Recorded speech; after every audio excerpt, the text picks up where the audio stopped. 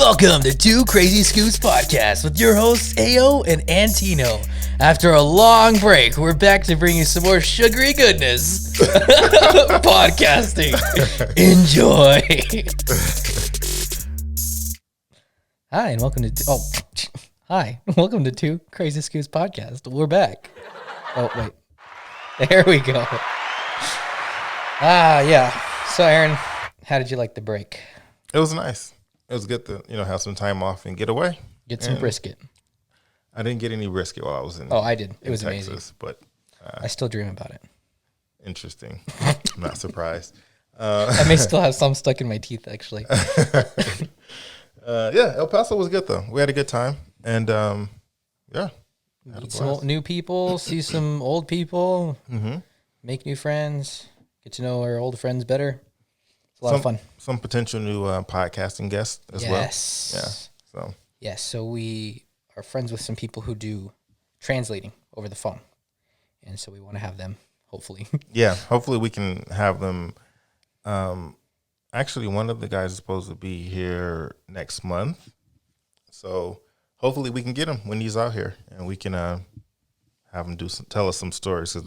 We've heard a couple of translation stories, and they are crazy. Yeah, they're funny, but then some of them I'm like, that's like some of the situations you can get into, like translating certain things, like medical calls and stuff that are pretty serious. Yeah, that's serious. That's kind of scary. And some of them are just funny. So there's a combination of both, but that's a future podcast. But hopefully we can get that to work out. So stay tuned.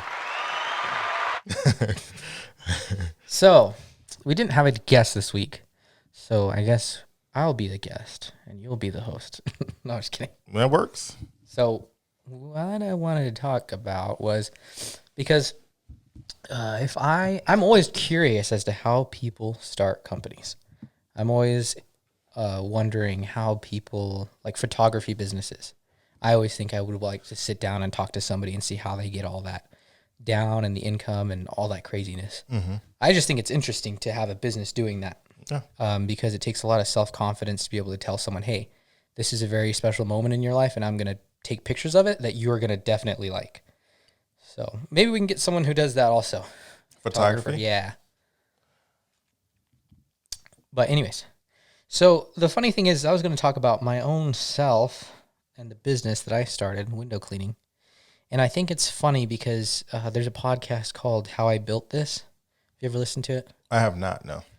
So they take like well-known products and how somebody created it, and now it's a household thing. I think one of them was like Cliff Bars was one of them. Okay. So the guy, how he came up with the idea, the recipe, how he got it into the market, and how his whole journey of doing that. Now it's like everywhere. So I always think it's interesting to listen to those because you're like, oh man, what if I had this idea where I could sell all this stuff. But the one theme that I find in those podcasts is, what do you think it is? The theme that's in the podcast as far as... Yeah, what do you think the one factor is that someone needs in order to build a big business, no matter what? The first thing that comes to my mind is they have to be fearless. Oh. Right? Give it a shot. Yeah. But there's a lot of fearless people out there. And a lot of them have their own businesses, though. That's true. Well, you get what I'm saying? Because, like, to start your own business, if you go work for someone, it's kind of like a guaranteed paycheck. When you start your own business, you got to get out there and you got to hustle. And a lot of people are afraid of that. Yeah. But that's obviously not what you had in mind, so. Actually, no, no, it was interesting because every single time they have that same drive that you're talking about. They think about those things and they're really, like, driven. But driven, drive, yeah. Yeah. That makes sense. But you get to the point in the story, which I always laugh at, because it kind of gets blown over pretty quickly. They're like, okay, I started making this in my garage, I built all this stuff and all these things, and, we put it all together, and we were so happy we made this idea. It was so great. Everyone was so excited in the room. Like, we were like, yes, we're going to, we've done it. And then I borrowed a small loan from friends and family of $50,000, and then with that, we started, and they just totally brush over. I'm like, what kind of friends do you have? They're investing $50,000 into some Cliff Bar. Yeah, exactly. So every single time I listen to that podcast, it's always like, and then I took a small loan from them. And you're like, what? It's like, how much did you need? yeah. No, but keep in mind, there's a lot of businesses out there that started with very little as well. Yeah, but then they don't do those ones, man. No, there was a book that, I forgot what it was called now, because you know who told me about it was Danny. Oh. Rojo. Oh yeah, he told me about. There was a book that he gave me, the $100 Startup, I think, or something like that, where it talked about some pretty successful business that started up with very little capital. That's the point. I think that's what it was called, but I'll have to look it up to get the correct name. Well, I got a story for you. Okay. It's called the $10 Startup. You didn't start a business with $10. I know. I just took a small loan of about $50 from my parents. No, I'm just kidding. Oh, I was about to say. No, but you did start a business, though. Yes. And so I was going to talk about that whole thing about, I guess it may be interesting to people that just wonder how that happens, because I have a lot of people ask me, well, how'd you get into window cleaning? And I'm like, I don't even know. Like, and I don't think I've heard the story. So once upon a time, back in 2009, I don't even know how, I was like 15 and a half. So we'll go back to my first window cleaning job, Tucson, Arizona. It was with a man named Travis Hall, and he had diamond window cleaning. And I'm still surprised that he had me work for him, because I was pretty terrible when I started. But I can remember like our first accounts that we had done were like at the mall, and we'd clean the windows there. And if you can just imagine this, there's like a giant ad of women's underwear just in front of this window. And I have to like clean the window. And I'm just like, this is so uncomfortable. Because you were 15, you said? Yeah. Okay. It was pretty funny. I was just like, man, like, what is this? Anyway, so we cleaned like some accounts in the mall. It was a lot of fun working with him. So that's what it means. You know, it's funny because I have the notes here and we're just kind of going over it. And I'm like, what does this mean? First day with Travis, and it says underwear ad. And I'm like, what does that mean? But now I get it. All right, continue. Yeah, so that was like my first experience cleaning windows. And he was a pretty fun guy to work with, because he was super laid back. Mm-hmm. So at 15, you don't want to be working for someone who's like rigid and makes you, because I don't think I was that serious then either. Mm-hmm. So we would work a lot, and I had just gotten a lot of experience doing smaller jobs with him. Mm-hmm. And then he actually ended up giving me 4 of his accounts to take care of. Mm-hmm. So my mom would actually drive me to go do that. Mm-hmm. And I would clean the windows, but it took me forever, man. There's one thing you know about window cleaning, is it's extremely frustrating if you can't do it right. Mm-hmm. So it's kind of interesting. Just those stores that I used to clean, now I could do it like in 15 minutes, but then it would take me like an hour, an hour and a half. Mm-hmm. Have you ever cleaned a window before? Not professionally. Oh. I don't think. Yeah, it's a hurdle to get through. Some people I see, they can pick it up like super quick. There's this one kid that I was training, and he was like doing it faster than I was, and he was like, yeah, this is easy. Why did you like tell me it was so difficult? And I was like, oh, my experience is a little different. But then again, if you can think of yourself like your motor skills as they get better, getting older and stuff. Mm-hmm. So, well, I don't know. Maybe I was fully functioning at 15. I was just retarded. Most likely. But yeah, so those accounts that I would take care of, one time, I put this in the notes too. Oh yeah, because I hired my sister to help me out, and we ended up taking so much time on the jobs that I just paid her what I made, and she ended up spending that money to buy a dress in one of the stores that we cleaned. Oh, wow. Did she know that you gave her all the money? I don't know. This was a long time ago, and I only did it once. Mm-hmm. Because after that, I think she like kind of took off. Okay. Which is kind of funny, because when I was working with Travis, he had this huge building, and this was really where I learned a lot. And I guess I'm mostly just talking about different aspects of window cleaning. One of them is the commercial, so I got used to doing storefronts. Mm-hmm. The second one that he taught me how to do was a commercial, but it's like construction cleanup. Okay. So when you go into a building that has just been recently constructed, you got all kinds of stuff on the windows. You got stucco, paint, these little tiny like square cork things. Mm-hmm. I'm not sure if you've seen those. Mm-hmm. But I think when they're transporting them, it keeps them from hitting each other, like bouncing. Okay. So you got to take those off. And you got to just make it look perfect. So me, him, and another guy spent about 2 weeks on that job. And that was actually during a really difficult time in my life. So it was like really nice to have that kind of distraction and just keep me busy while also like, you know, making some money, which looking back, I think I was making like $9 an hour. Okay. And this is when? 2000. This is actually last week. I was like, okay. No, this was like 2009, 2010. Okay. Yeah. So it's around the same time. Okay. Yeah. So one thing, oh yeah, you're just making fun of the notes because I just put random stuff. One of them's Jello salsa.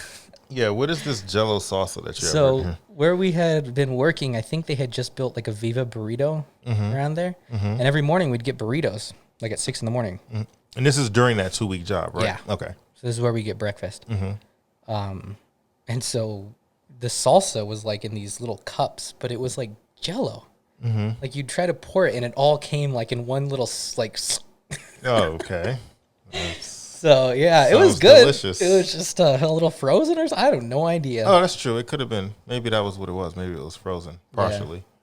And then I think at that point, actually, now that I'm thinking, because I put that in the notes too, I did get a raise, so I was making like $10 an hour at a certain point on that job, and that was like to me like the greatest thing in the world, because now I could easily multiply how long I had worked. Yeah. Instead of being like, what's 9 times 7? Yeah. Right. Now you. It's not a hard thing for most people, but I have trouble with small maths. Small maths. All maths. Okay. Yeah. Interesting. So, yeah. So, sorry. Just a side point. My first job, I was making $6 an hour. What? I know. And that was in 2000. My very first job, I was making $6 an hour. Wow. Yep. What was your first job? It was an amusement park. No, it wasn't an amusement park. It was like a. It was like Mickey Mouse. No, it was this place called Jeepers, and it was like it was a bootleg Chuck E. Cheese. Oh. That's basically what it was, and all the rides in there were broke down. Like we had a little mini roller coaster, but every time I would run it, I didn't like it because it was like screws falling off of it, and my job was just to push the button for it to start and push the button for it to stop. That thing was horrible. Does that hold up in the court of law? Well, they're out of business. I'm pretty sure they're out of business now, but yeah, it was they had their claim to fame was they were like Chuck E. Cheese, but their rides were supposed to be better. And so they had a little mini roller coaster inside. They had the bumper cars. They had those little things that spin, and there's a table in the middle of it, and you can spin like those barrels. And they had like rides like that were more fun, allegedly, but they were not safer. Did they have an animatronic band? They did not have an animatronic band, but they did have the costumes that you could put on that I never wanted to put on. I'm like, I'm not getting inside that thing. It smells like cigarettes. Yeah, exactly. And it probably had like, who knows what, crabs or whatever else in it. Oh, can I say that? Or is sure. that okay? Well, that was a big thing in Disney. They had that same problem with their costumes. Thank you. Just saying. Google. No, just anyway, back to you. I don't think we can talk about your life story. And I was just scratching the surface. Anyway, back to you, sir. Oh, man. I'm sorry, but when you said how much you were making when you started, I'm like, that's actually pretty good because I started at 6. Oh, it was? I'm saying compared to what I started at. Yeah. Yeah. Anyway, I was just throwing that out there. But go ahead. So I don't know exactly what happened. I think he lost those accounts. I'm not sure. It probably is my fault because I was terrible at it. Like I was not a good window cleaner by any means. Did he ever tell you that? No. We should ask him. Yeah. This is so many years later. You remember like 9 years ago? Yeah, I'll ask him. Yeah, just to find out. I'm not sure if I want to know the answer though. I like good ignorance is bliss. No, it's not. Yeah, it is. No, well, whenever it's 10 years later, you can always look back at. That's past this. Was it statute of limitations? Sure, if we want to call it that. Once you're past it and it's history now, I don't care if I find out later on. You're like, hey, Aaron, I've been stealing money from you for the past 10 years. Well, no, that's different. Because if it's the past 10 years and it's still continuing, then we have a problem. Okay. But if it was 10 years ago. So I'll tell you 10 years from now, and then. Yeah, that's fine. I can't get mad at you. Yeah. We have recorded proof. Yeah. My goodness.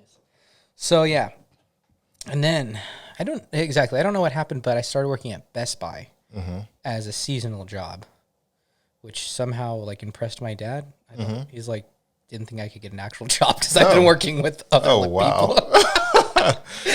He was like, wow, you got it. I was like, yeah. I'm not sure if I had graduated by then, but it was seasonal. And I made the giant pay raise of negative $2.75. Or, what? Oh my gosh. Well, what were you making? Math. And I'll do the math. Okay. I'll do the math. I was making $10. Now I make $8.25 an hour. Oh, wow. But at least it's consistent, though. Nah, I mean, it's seasonal. That's true.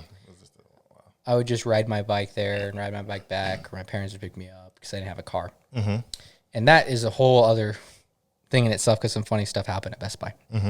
Just in my short time there. So after that, they had let me go because it was a seasonal job. And they told me to keep the shirt. They're like, yeah, you can keep your shirt because we'll see you next year. Right. I was like, yeah, I don't think so. But anyways, so my friend Jesse, we wanted to start a business together because he had a car. And I was like, well, he has a car and I don't have a car. I have experience and he doesn't have experience. So maybe together we can kind of help each other out. Oh, so you got him started in window cleaning? Yes. Oh, I didn't know that. Yeah. You may have said it, but now it's clicking. Yeah. Okay. That was smart. You're like... Well, you haven't finished the story yet. Oh, okay. So... I'll take that back. Me and Jesse are like, we're serious about this. Like, I don't like to do stuff half in. So... Half what? Half in. Oh, okay. Like, you're just half in, half out. Right. I like to go and take it seriously. And he was taking it seriously with me. So we made a plan. We called someone that we knew who did janitorial work, and we sat down with him at Taco Bell. If you can think of like a 17-year-old and an 18-year-old. No, two 17-year-olds. Conducting business at a Taco Bell. We're serious about this. And not even Starbucks. Taco Bell. Taco Bell. Ugh. Starbucks wasn't a thing back then. My stomach is already rumbling. Mine is still ruined from that day. Yeah, okay. So we sit there and he's like, oh, well, here's what I do and here's how I price things. And then me and him are just running numbers in our heads. Like, I mean, I'll talk about this later. It's what Danny talks about my friend Daniel, when I was actually starting my business, he'd call it hypothetical income, which is where I sit down and I tell you everything that you can make. And it's so amazing. But you're leaving out the fact that you actually have to get the jobs. Right. You know, you can count numbers all day. You can count window panes all day. But unless someone hires you, you're not making anything. So me and Jesse, we went to Park Place Mall and we walked around and pretty much priced out every single store. And we left business cards with them that I printed out. My dad helped me print them out. It was AJ's window cleaning. And I didn't have a cell phone at the time, but he did. So we found a way to get a Google phone number. And so you could get text messages and it would show up on your computer. Yeah. I'm not sure if you can still do that. I think so. I do remember that. It was like an online Google number. It was like a Google number that you can connect to your number. Yeah. And you can go online and check everything. I do remember that. I forgot what that program was called. It was Google something. Yeah. Obviously. They name everything Google something. Anyway, continue. Sorry. Yeah, so we had set that up and we weren't getting any calls. And then like a couple of months later, I had checked it and I think we had gotten some calls. But I wasn't checking it regularly or something had happened. But what we had done while we were in the process of doing all this, we went to that upside down pyramid bank, which I'm going to call them out. And me and him still talk about this. We were trying to open a business account. And a 17-year-old cannot open a business account, apparently. So we met with the lady. We went in her office. She found out how old we were. And then she was like, oh, well, you guys can take your little adventure somewhere else. Ooh. Yeah. She said it like that? Like that, yeah. I was like, oh, I mean, we're like goofy and stuff, but we were trying to start something. Wait, how does she know how old you were? I think she took our IDs. Okay, and she looked at it. Because we actually went into her office. Like, we were meeting with her about opening a joint business account. A business account with both of us, and I don't think you can do that before 18. Okay. So we left, and we were just, like, pretty shocked, you know? Like, we didn't think we'd get that kind of a reaction. Wait, you can open a regular account, though, right?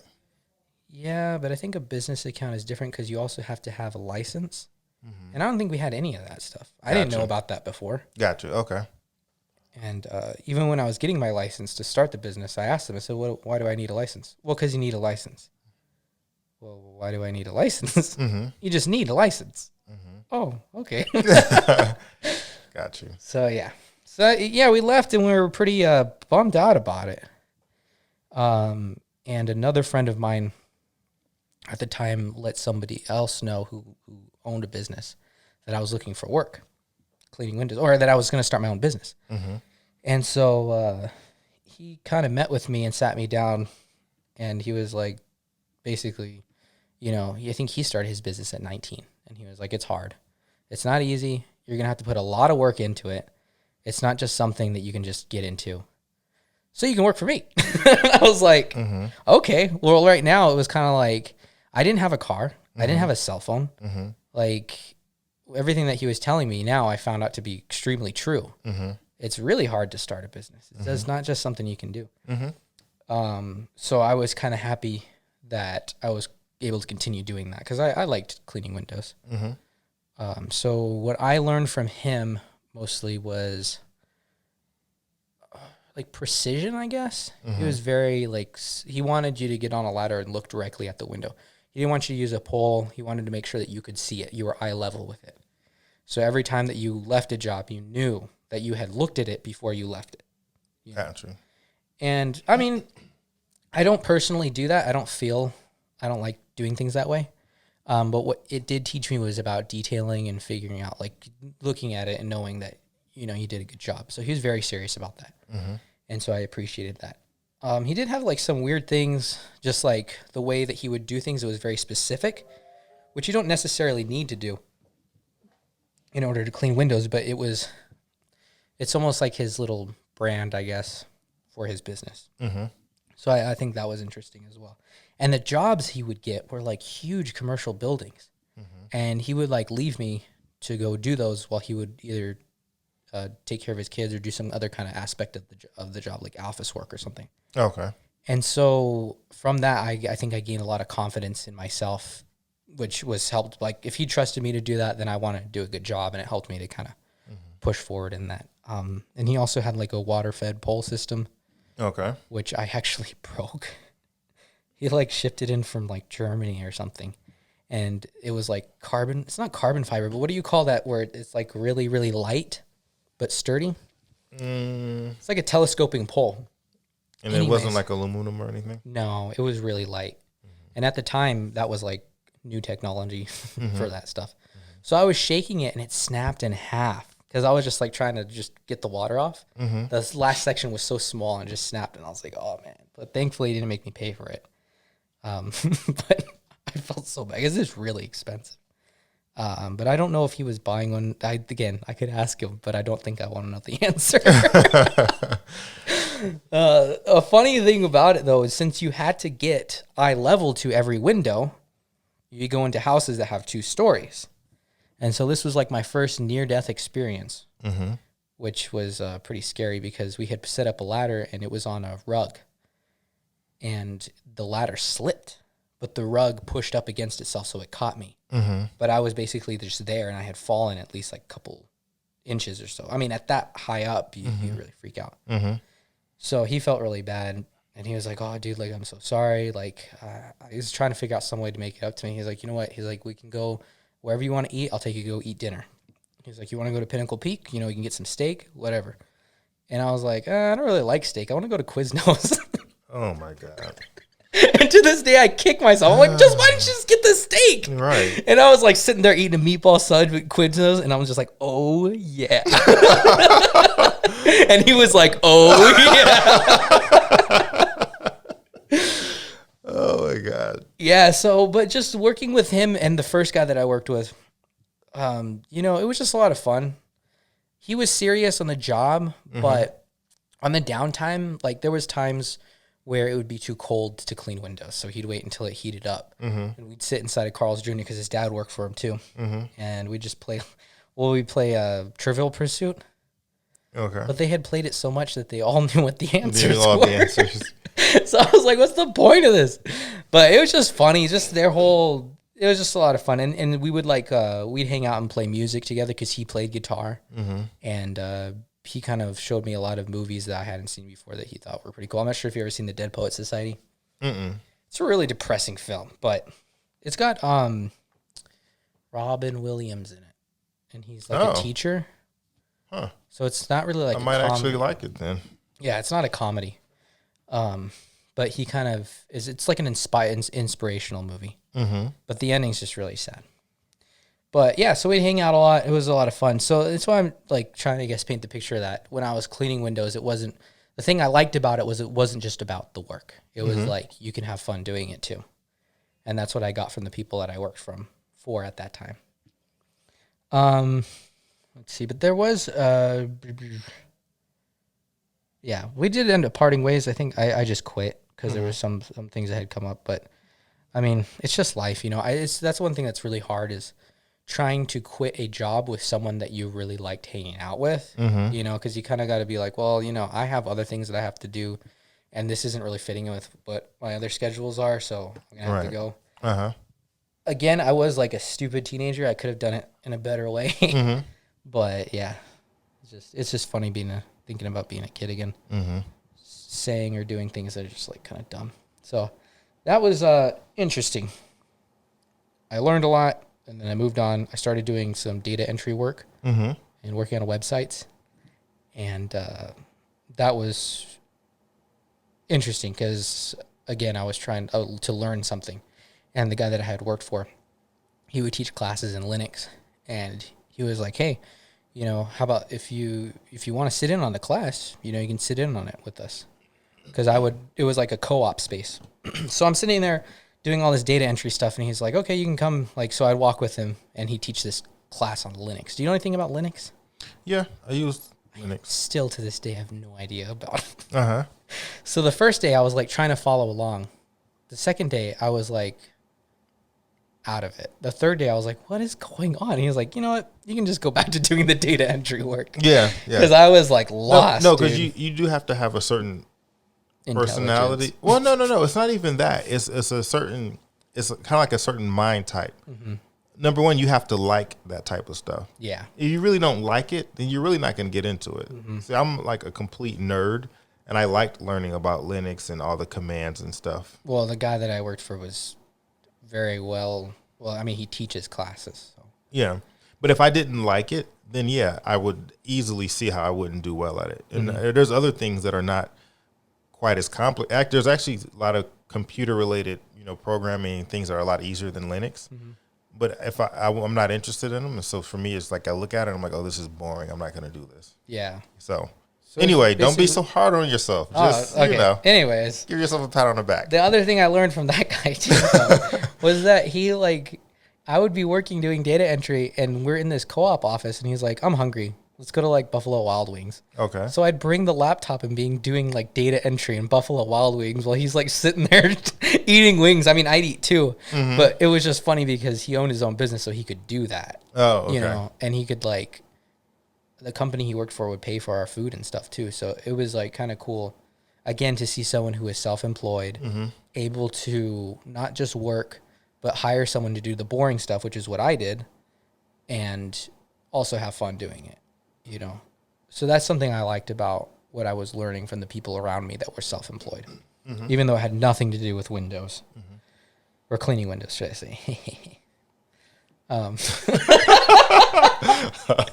Like, you know, Microsoft, Windows, never mind. Anyways, so after that, I had moved away to New York, and I got a text message from my first boss. And he sent me this crazy picture of him like cleaning some windows. And I looked at it. I'm like, ha, glad I'm not doing that anymore. I'm going to put my phone back in my pocket and go back to work. Little did I know that I would move back to Tucson. And I was just trying to find a job. Now, this is a few years later. This is like 1 year later. So I lived in New York for a year. I came back. Okay. I lived back in Tucson. Okay. And so now what year does that bring us to right now? No, that brings us to about 2013. 2013. Okay. So in New York, thankfully I had saved up some money. So when I came back, I took a road trip. So that was kind of fun. But then I had to come back to reality. Obviously, I moved back in with my parents, and I was trying to find a new job. Mm-hmm. The first job I got was in August, landscaping. Okay. Again, I had no idea what I was doing, and I don't know why people paid me to do it, but I was digging these small little trenches to put in irrigation lines, which is really hot and just terrible. Again, the guy I worked for, very nice, had a good time, but he hired me a couple times and was like, well, I can find someone else. Because I think he wanted me to work for him too, and I wasn't really looking to work as much as he wanted to. So this next job that I got was for a mason, making walls. And I was like, oh, cool. I know how to dig a trench into the ground. So we do that. And I worked for him for 2 days. No, the first day. And he was like, oh, we didn't talk about payment for whatever reason. Because he'd known my parents. And actually, I think my dad had worked for him for a very brief period of time, a long time ago. And he was like, well, how much did you want to get paid? And I was like, oh, 10 an hour. And he was like, 10 an hour? He's like, I could get someone who's cheaper and better than you for less than that. And I was like, oh, well, I still want 10 an hour. Nice. Good. No, I'm glad you said that. But how much was he thinking? I don't know. What is this? I don't know. I really don't know. Maybe 9, 8. I don't know. When did minimum wage go up? But are you really nitpicking $1 or $2 an hour? Hey, don't ask me. Who is this again? No. We need to talk about. Yeah. No. We'll reach out to him after we record this. I hold nothing against him because, again, I did not really know what I was doing, and I was happy at least someone was going to pay me. Doesn't matter. You should, if you don't discuss payment before, then when you discuss it after, you shouldn't be surprised at what they say. Again, I was 19. Anyway, so I made $80 that day from working my butt off. $80 that day. $80 in one day. So did you get the $10 an hour? Yeah, so it was 8 hours worth of work. We picked up the concrete, the mix from Home Depot. We went, and he had me taking bags of concrete, 50-pound bags. Okay. I couldn't pick them up, so we had to cut them in half, and I spilled a whole bunch of that stuff too. I was not very good at this, by the way. I'm sorry. On the way out of the store, I dropped one of the bags, and it just blew up, and he was like, what are you doing? I was like, oh, sorry. And then while we were working, I'm not trying to paint him as a bad person. I was not good at it by any means. And you go from someone who was working indoors for a year to working out in the hot sun, building a wall. It's. I'm disappointed that you couldn't lift a 50-pound bag, though. Hey, man. I was pretty weak back in the day. Well, okay. You can lift it once. You can lift it twice. You can lift it 3 times. But once you start doing that over and over and over again, you start getting tired, you know? No, I don't know. Okay. Well, I'm sorry. Excuse me, princess. Anyways, again, I'm not trying to sit here and be like, I am the best worker in the world, and you need to start your own business because you're... No, I agree. I understand that. I didn't take it that way. I just assumed that you were stronger than that. Go ahead. Bad at math. Can't lift for beans. Anyways. Yeah, so after that day, I talked to myself, and I was like, Antonio, you made $80 today. Do you really think it's that hard to make $80 cleaning windows? And I broke it down, and I said, that's 8 $10 jobs. That's 4 $20 jobs. And vice versa. Or 2 $40 jobs. 2 $40 jobs. So I was like, I need to do this. I need to get this stuff and just start it. So the fact that he didn't pay you was actually a blessing. No, he did pay me. No, but you know what I'm saying. He didn't really. Yeah, I probably would have worked for him a little bit longer if he paid you gotten more. Better. Yeah, he was like, "Here's Antonio. Here's $13 an hour." You probably would have stuck with him for a minute. Yeah, but I mean, this is someone he makes a lot of money doing what he does because he's good at it. And he knows people who are good at it as well who will work for less because if you have a family, sometimes people work for less just so they can have a job, Especially when someone's self-employed. I mean, you don't really have to go through some of the processes you have to do for a big business. So just, again, what I learned from him being self-employed is that you can, because he would charge a lot, but he did a lot of work and he had to pay for materials, but he made sure he got paid what he needed to. And he was very realistic with the customer as to how much it was going to cost, and he broke it down for them. And from that, I learned just the seriousness that you can, you can't just have people tell you, oh, it's going to be that much. You need to stick to your prices and also explain it to them. So I thought I did admire that about him. So that's when I started the business. I was sitting in, this is when Danny Carlisle comes in, talking about the hypothetical income. I'm sitting in his office, and I'm like, dude, I can make so much money. You don't understand. I was like, look at the numbers. Look at it. You get $5 $20 jobs. You're at $100. $100. You know how much that is? Yeah. And he's just like, dude, like, unless you get the jobs, you didn't make any money. And I was like, yeah, whatever. So I drew a little logo, and some friends of mine made T-shirts. And so they made the T-shirt for me. It was just a polo with a logo, and it said Clearwater on it.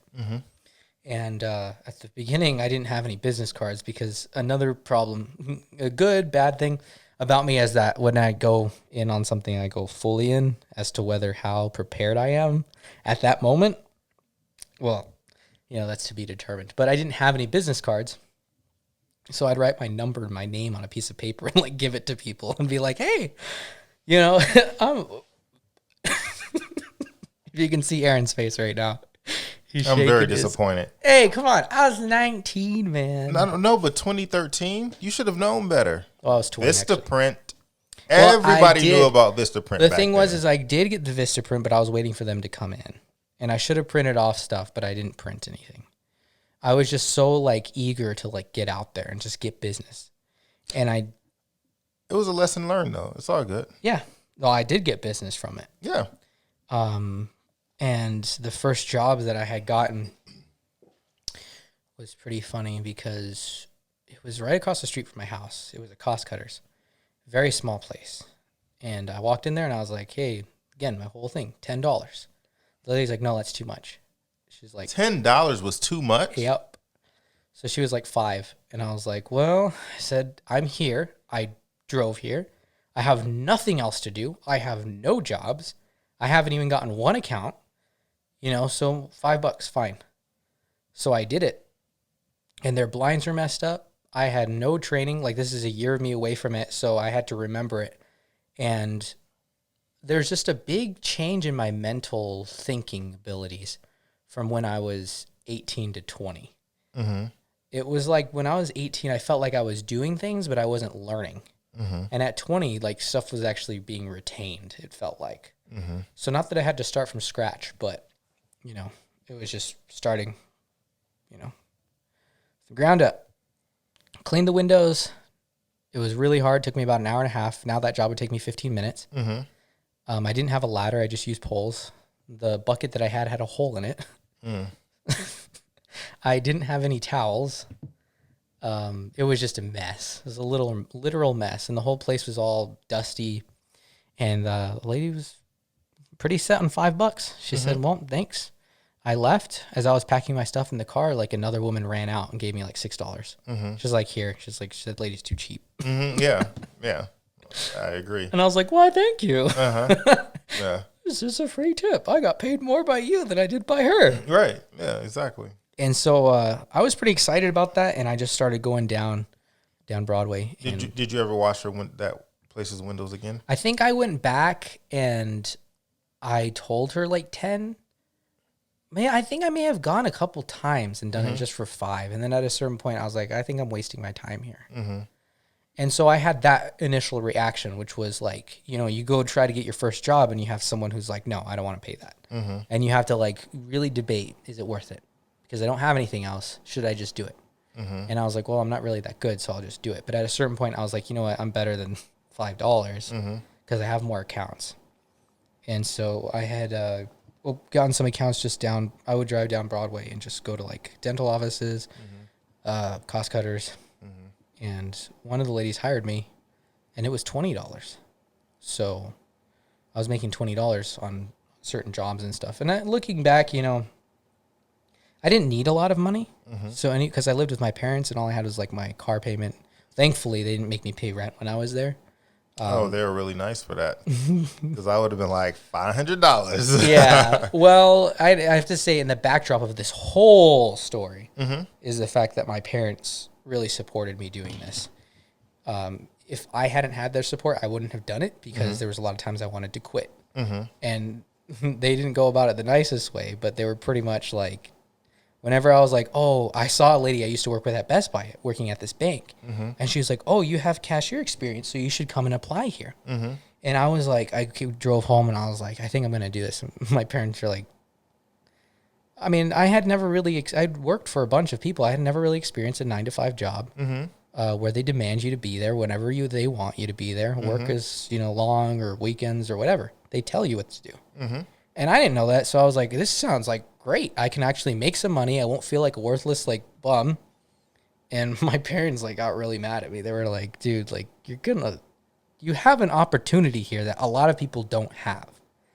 You know, I had the situation that made it very easy to start a business. Most people aren't coming in with the least amount of expenses that I had.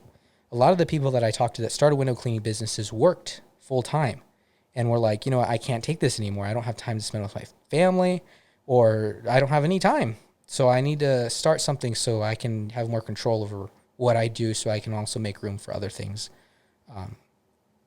And so for that, again, I really appreciate that they were serious with me about that, because I didn't understand it at the time at 20 years old. So, yeah, so I just continued trying to get accounts. There was this place called Risky Business. It's like a restaurant. Oh, okay. Yeah, it's a funny name. But anyways, I had walked in there and the guy was very nice and hired me. And that was like, it was $100 job. And I was like, oh my goodness. Like, I did it in like, again, it took me a long time because I was pretty bad. But for the amount of time it took, I was like, you know what? I think it probably took like 3-4 hours. And I was like, dude, like I made $100 in 4 hours. That's like $25 an hour. This is exactly what I want. You know, and I went across the street and I even got an account there for $65. Then I went across to the next place and it was like $25. So I had made maths. Almost $200. Yeah, in one morning, pretty much one day. Yeah. And I was sitting there, I was like, wow, like I didn't think I could do this. And I had the whole spiel, which you have to like learn. No one taught me how to do this. I didn't take any classes, which I should have, but I didn't look up any YouTube videos, which I'm not sure how much there was back then, but starting a business. Oh, there was a lot. Yeah. I was like, YouTube isn't for learning things. It's for cat videos. Here's a cat playing piano. Anyways. Oh, man. I got distracted. I'm sorry. So anyways, my dad would tell me, he's like, don't tell them that I just started a business. He's like, tell them I'm looking to expand my business. That way, it sounds like you have other accounts. And because he told me that, I was like, oh. And that worked a lot better than being like, hey, guys. Oh, yeah, 20-year-old.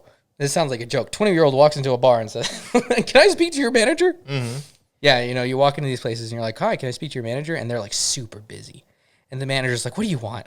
And I'm like, oh, hi, I just started my own business. No, what do you want?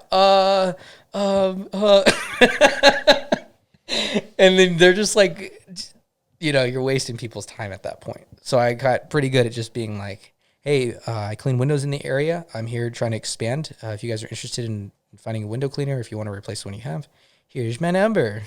Nice. So, but that took a while to get used to. Yeah. Plus, it's probably best to go at times where it's not the busiest. Yeah. The most fun I had was walking in at 6 a.m. No, I'd go pretty early when they were closed and just like walk in because they always had a door open for the employees. And they'd be like, how'd you get in here? I'd be like, where's your manager? He was never there.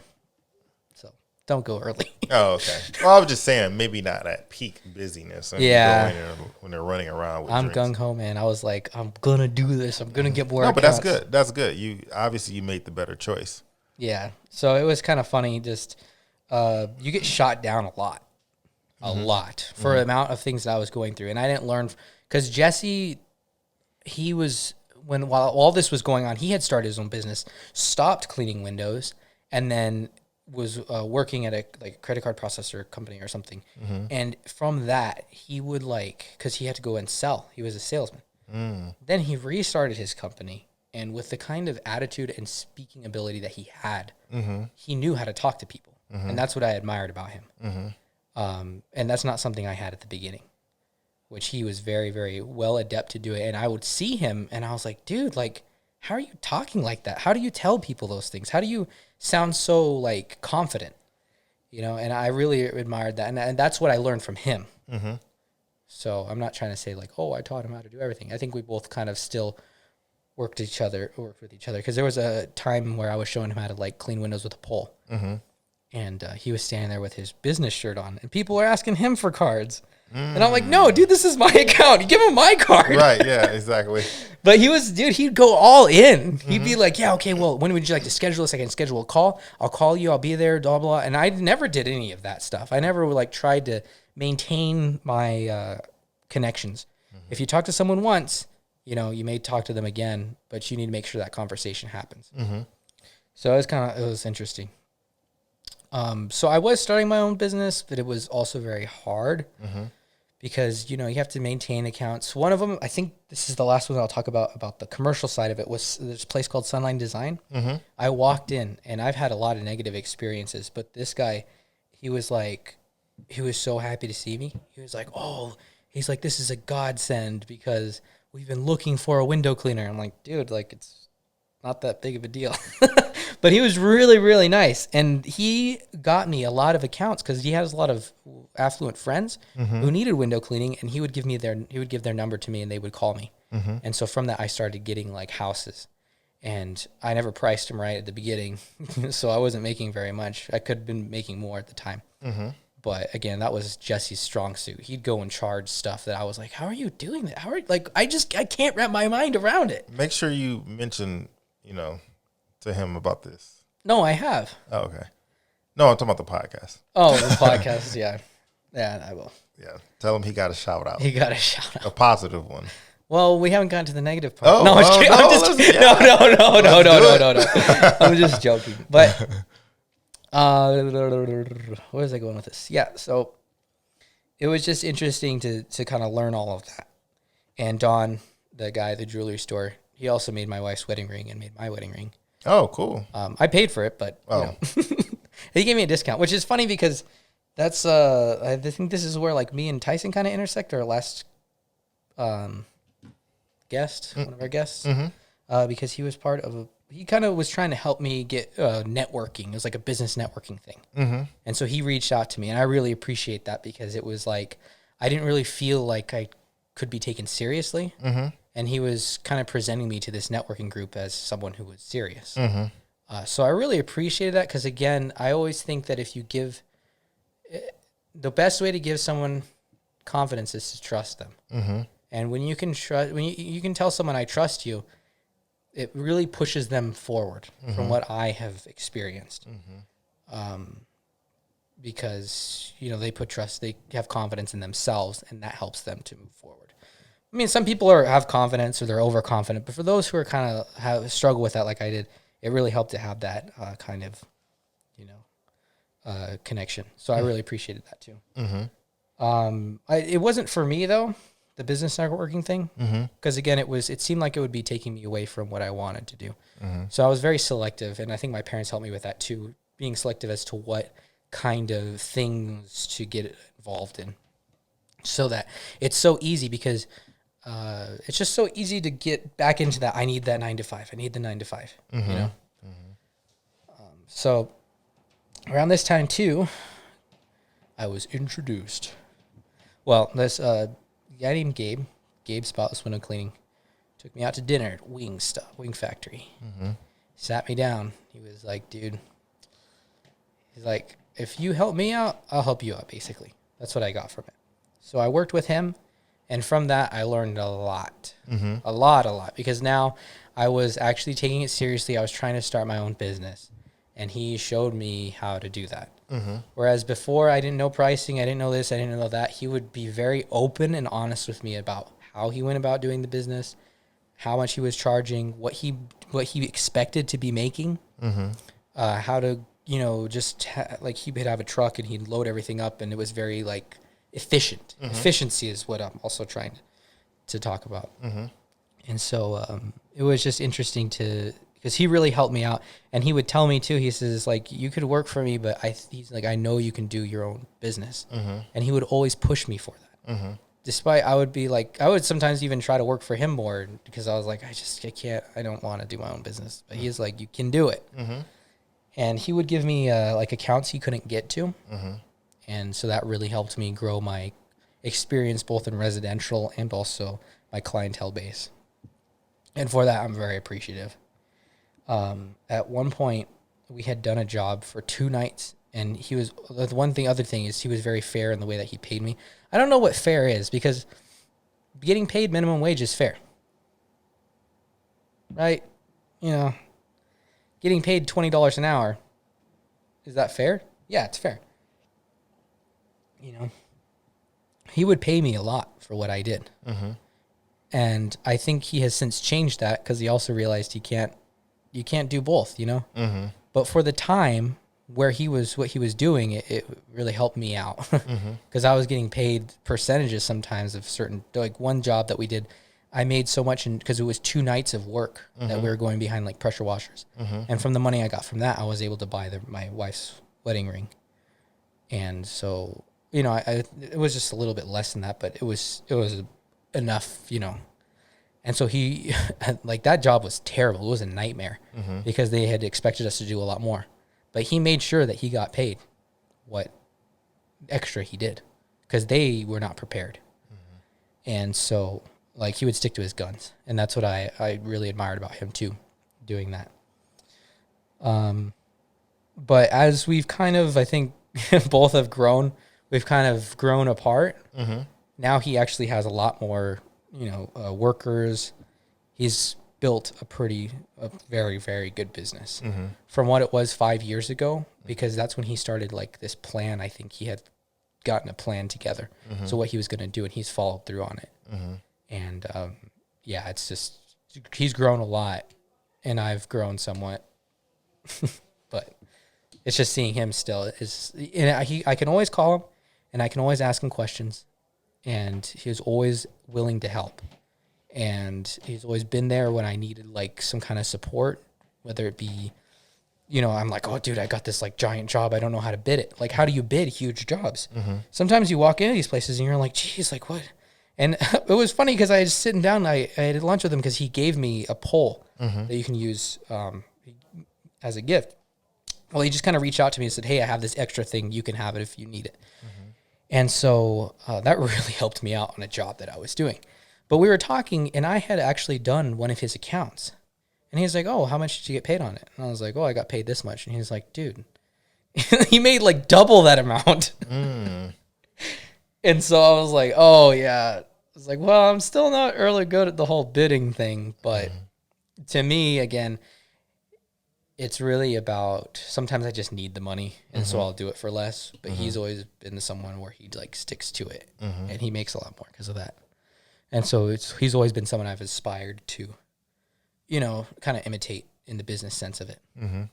So everyone that I've worked for, they've all been people that I can see positive things in what they've done.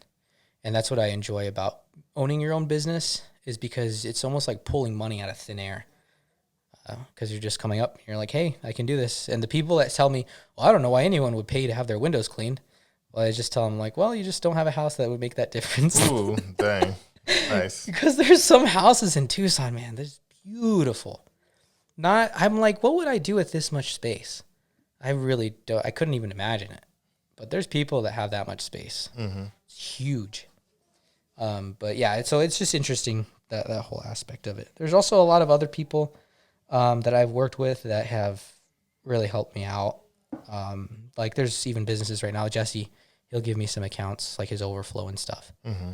And so, yeah, it's always been something cool. I think the last part, which I was going to talk about, because this was more about how I started the business. I don't know. Did I really like touch on? I think what I can gain from all of this is always looking to other people that do stuff you want to do and talk to them. Find someone who's going to be open and honest with you about it. Find someone who's not going to be secretive or be afraid of you stealing their business, but rather someone who's going to be open. Because with Gabe, he was always open. And because of that, I try to imitate his attitude with other people, because I see you can be as stingy and angry and secretive, but you don't help anybody. And it doesn't make you a happier person. And it doesn't get you the support of other people. I feel like I owe him still, even though I've worked and he's paid me. So like the payment should be what you are owed, correct? But he's done things that, you know, wait, what was I trying to say? Well, I guess I would have to pay him. No, so I feel like I still owe him. And I've been there for him, and I've helped in like hard, like big jobs and stuff like that. But I still feel like I owe him something, and because of that attitude, because he's always answered all my questions. So I think if you're trying to start a business, you should find a mentor that's willing to help you out, and it's gonna kind of be, is it a symbiotic relationship? You know, you do something for them, they do something for you, and you're always honest with them about things. And so, I guess what I'll conclude on is the hardest part of owning your own business is the joke that I tell people where I say there is a fine line between being self-employed and unemployed.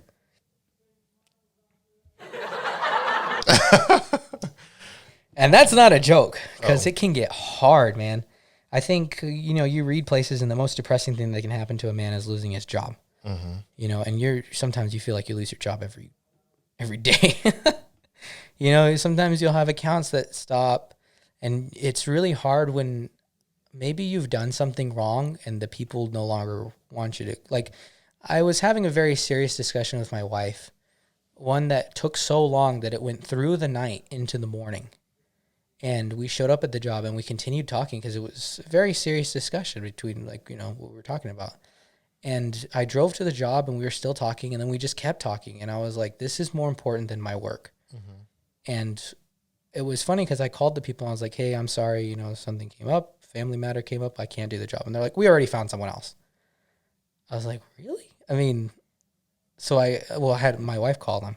She said that they did that. So I called them back. I was like, hi. Oh, yeah, I think we just talked to the woman. She said, and well, we already hired someone else. And I was like, are you serious? Because these people, I had done the job before, and they were telling me to go across town to pick up the check, and I would show up and the check wouldn't be there. So, you know, there's like a back and forth between, you know, I understand that sometimes people just don't do things the right way. Maybe I inconvenience them so big that, you know, again, I'm not going to ask them. Yeah. But you internalize that a lot. And for me, that's the hardest thing, is getting that kind of rejection, or trying to do a bid and someone says, no, that's too much, I'm not going to pay that. I've had one guy who said that what I'm doing, because it was funny, I'd cleaned the windows at his house, and I remember it distinctly because I almost fell off a ladder, and Travis was laughing at me because the ladder like had bended, and he was just laughing at how funny it looked. And I was like, Travis, please just hold the ladder. Right, and he's like, ah. And I'm like, dude, like, this is serious. Right. I'm about to die. And I knew how much he charged for that house. I remember. I don't know why, but I remember that house. I remember how much he charged. And the guy who had now owned it was trying to tell me that it wasn't worth that much. And I texted him and I said, you know, I've done this job before. And not only that they've paid more, and there was less work to do because there was construction that was done on the house. I was like, so I felt pretty, you know, empowered, because I was like, I've been around the block. Been doing this for 10 years, man. I've seen things. I know how to do stuff. But he was like, no, this isn't skilled labor. You're just cleaning windows. And I was like, dude, you don't know how wrong it can go. I didn't tell him. But if you get a bad window cleaner doing construction cleanup, they can ruin the windows. Scratch them up. And then all these giant picture windows that you have are destroyed. And it's not that big of a deal, but it is. You know, that's why you have windows, so you can see out of them, not so you can see some scratches. So that kind of rejection, though, it gets you real riled up. And sometimes it's like it can create a lot of negative emotions. And because you're not doing a job where you go to school for it. Sometimes when you encounter individuals who've gone to schooling, and it's just all in, a lot of things are the like internal voice in my head that tells me this person went to school, they're smarter than you. So you don't have anything to add to this conversation or something like that. It's they've never told me that. A lot of it that I've had to learn to do is tell myself that this is just something, it's a negative thought that I'm having and it's not reality. Even if they are thinking that, it doesn't matter because, this mostly happens when I'm not making a lot of money with the business during slow times. You start really like freaking out and selling stuff and trying to figure out how you're going to get by, and it's just very stressful. So that's like the ups and downs of it, which I've realized partially is my own self to blame because of either the way I've spent money or the way I've done like charging. If I get paid too less. So I've been charging more during busy times, and that's been helping out. But I'd have to say that owning your own business is very difficult, and it can get very, very depressing. It can get very negative. It can get very sad. But something that really helped me out was reading books about people who had owned giant, successful businesses. And at one point or another, they've gone broke. And the only way that they come back is by getting someone to invest a lot of money into them. And that's like, I think that's worse because you're losing people who have like families. Maybe they lose their job because of you. And I've never done that. I've never affected someone's life that drastically that they no longer can pay their bills. They have to go find work elsewhere. And so it's kind of funny because it kind of helped me to see that anybody who starts a business, it's going to have ups and downs. It's going to go good. It's going to go bad. And how that happens, you just try not to have it affect your life that much. It's easier said than done. So I think that's one thing that holds people back from starting their own business is just that accountability. Because the difference between owning a business and also working for someone is that when you work at a business, you can leave it. You go home. When you work for yourself, it's there 24/7. And you can let it into your life as much or as little as you want. And if you start checking your emails every 5 seconds, if you try doing the math and figuring out, I need to make this much by the end of the month, I found that making plans, figuring out how much you're going to do has really helped. But again, I'm not here as like an authority. I'm just saying what I know because when I look at other people, they do a lot of things differently than I do, and I can learn a lot from them. So I always try to keep myself open to taking in more information, no matter where it comes from and whether it makes sense or not, just trying to understand that, get that. So I think that was funny because at a certain point, my parents helped me. And then at another point, I realized that there was just certain things I didn't understand about the job. So it was interesting. And then I had to stop thinking of myself as a window cleaner and start thinking of myself as a business owner, which surprisingly I haven't done until like last year, I think. So you're no longer thinking about, I clean windows for a living. No, I own a small business. And it's funny because I always tell people, like, I'm a small business owner. And they're like, yeah, you are. And I'm like, no. I own a small business. I'm not just a small business. I'm average height. Okay. Shut up. Average. All right. Average according to who exactly? I don't know. It just sounds nice. But yeah. So I guess that's all I'll talk about the business. There's a lot of ups and downs. I have learned a lot. So I've always kept myself open. I still have a lot to learn. And I'm still not exactly at where I want to be. But I am made plans to continue pushing myself to do that, to get to where I want to be. But when you have no work, like if you make enough to pay your bills in 1 week, and then you have no work, for another week, you got to find a way to spend your time wisely. Because you can, it's real easy to just blow a whole week, it's gone. And you get nothing done productive. You just lazing around the house, which actually makes you more depressed than not having work. So just trying to find like ways to keep yourself busy doing things that are positive as opposed to watching things or playing games or, just trying to do stuff that's creative. And right now I've taken on trying to learn the violin, which has helped me because I'm not a very technical person. I don't like to do details. I don't like to keep things strict, but with that instrument, you have to be very strict. There's no like. It was funny because I was talking to Danny about it because Danny plays violin, and I was like, dude, I said the violin is such a difficult instrument. Like I can't imagine like how anybody could play this so well, and they play it so fluid. It's so simple.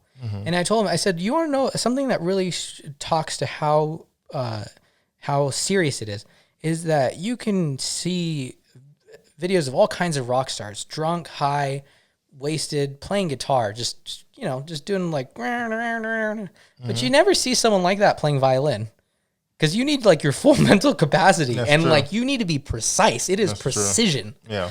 Yeah. And so I think that adds some kind of elegance to the instrument itself too. Because you never see, I mean, I would guess that if you have a video, show me some drunk person playing violin. I highly doubt it would sound any good. Oh, no. Let me look that up right now. No, I'm just playing. Yeah, but I've gone on and on. So that's all I got to say about that. So if you're wondering how I got into window cleaning, now you know. And if you want to hire me, I charge very reasonable price. Oh, man. So I'll vouch for you. You are an amazing. Oh, and I forgot to mention the one giant superstar in this whole story. Aaron Owens, who helped me start my website. And Danny, actually. Oh, gosh, I can't forget Danny. Danny's helped me. Also, Danny Carlisle has spent time. Danny did a bulk of the work as far as the website's concerned. Yeah, you did help me with the advertising side of it. Yeah, but he did a lot of work, and he did it for cheap, and I really appreciate that because it's like I needed that because I don't have the money at certain times to be able to pay for someone to do that. Yeah. But he helped me figure that out. He helped me get the domain, which to me is really complicated. That's what I hate about him. It's so simple for him. It's just like he sits there and he's like, why can't you figure this out? And I'm like, I don't know. It's not what I do. Put me in front of a window and I bet I can clean it faster or better than other people. But put me in front of a computer, man. I can make my way around it. Obviously, I had a job doing web data entry and stuff like that, which has helped me make the website and Google sites. Mm-hmm. But as to getting domains and where to get them and knowing that you're not getting scammed, that's a hard thing for me. Mm-hmm. I was afraid that would happen, and Danny helped me navigate through that. So we should give everyone Danny's number so they can call him. No. He was like, dude. He was like, dude, I work on computers all day. Now you want me to come home and work on more computers? I'm like, please, yeah. Danny, please. I know. I had to like beg him. And again, I don't understand because I've never worked on computers. I have worked on computers, but it wasn't like that much. It wasn't like tiring, although it was tiring. Yeah, it was pretty boring. But the place I worked, they had a ping pong table and a foosball table, so. And me and Danny actually worked in the same office for a short period of time. Sat right across from each other and goofed off for the majority of that time, I'm sure. Mm-hmm. Sounds about right. But I have to say, my parents helped. Gabe helped. Everyone around me really supported it. And I have to say that I appreciate Danny, too, because during the times that I would just be blowing off time because I wasn't working, I'd go over to his office and hang out. And we'd play ping pong and just talk about life and stuff. So, appreciate that. So, yeah. I think just always having an appreciative attitude is always helpful. Because I wouldn't be here without everybody else. That's for sure. And I sure hope that I've helped everybody else. Instead of just leeching off of their personal energy. Yeah. So. I'm sure you've done a little bit of both. Anyways, can I borrow $20? Of course. No, just kidding. Of course. Apple Pay. Apple Pay. So, yeah. Well, thank you for sharing your life story with us. Thanks. Your business life with us. And hopefully everyone found something useful that they can use. Yeah. And I would say if you're looking to start a business, I'm open to answering questions about stuff. I have a ton of questions for you. Again, I may not have the correct answers, but I'll be a listening ear and I'll support you. And I won't tell you, go take your little adventure somewhere else. Because I've got that from you before, but we'll save that for a different podcast because I've presented you with a business that I tried to start and you shut it down. I did? You did. Oh, yeah, because it was dumb. Yeah. But then... Okay, and let me clarify this. If you come to me with a dumb business, I'm not going to be like, oh, Aaron, yes, you can do this. See, you forgot a couple of details. So here's what happened, and then we'll end this. I presented you with a business idea. Uh-huh. And you shut it down. You were like, nope, let me finish. You shut it down. Then like 3 or 4 months later, you came to me with the same proposition, the exact same thing, and yours cost more money to start than mine did. Yeah, it did. I just wanted to spend, pennies, $50 maybe to start this. You come back with like, it's like hundreds of dollars. And it was the same thing. And I was like, did you not listen to me 3 months ago when I presented this to you? Listen, and you just shot it down. Yeah. And with that being said, this is Two Angry Scoops podcast. And we're done. No, Goodbye. all I have to say. No, wait, no, I just we're have one more ending thing. this. We are ending this. Because it's the whole hypothetical. Which button is the music? No, that's the wrong music. That's the wrong one. There you go. That is not the right song. Everyone in this room is now dumber for having listened to it. Man. This has been Two Crazy Scoops podcast. This has been Two Crazy Scoops podcast with your hosts Ao and Antino. Hopefully next week we'll have a guest. But again, we're not really mentioning because it's kind of like a haphazard thing. But we will try to find it. We'll hunt them down. We'll make them come. And the other thing is, I guess I'll finish it by saying that don't give into hypothetical income and don't start a business with Ao.